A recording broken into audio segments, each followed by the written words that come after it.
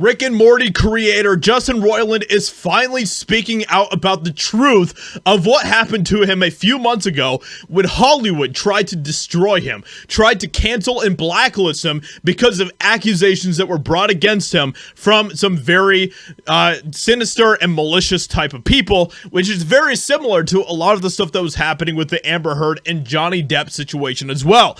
So, the charges that got Rick and Morty co-creator canceled have been dropped, and he is speaking out. So, the best thing about all of this is that he is coming out of the gate just swinging, man. He is really just trying to show just how horrible of a system Hollywood really is with all of this that is going on, and showing that you can't trust everything that you hear, especially when it comes to some of the women out there that are trying to exploit and take advantage of successful men. So Rick and Morty co-creator Justin Roiland was fired from the cartoon, where he does the voices of both Rick and Morty earlier this year. News broke he was charged with a honestly, just if this was true, a very terrible thing, but Roiland denied the charges, but you know how it goes.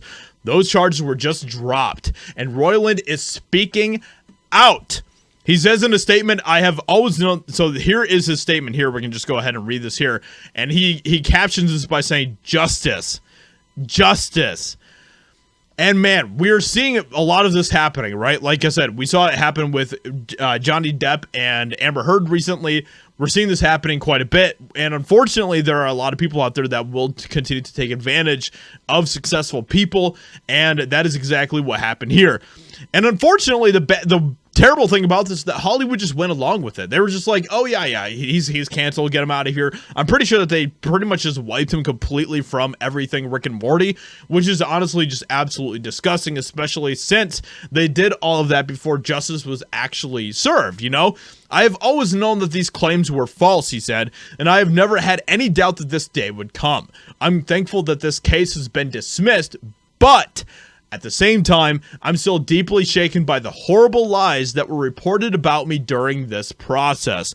Most of all, I'm disappointed that so many people were so quick to judge without knowing the facts, based solely on the word of an embittered ex trying to bypass due process and have me canceled. That it may have succeeded even partially is shameful. However, know that the legal case has ended. I'm determined to move forward and focus both on my creative projects and restoring my good name.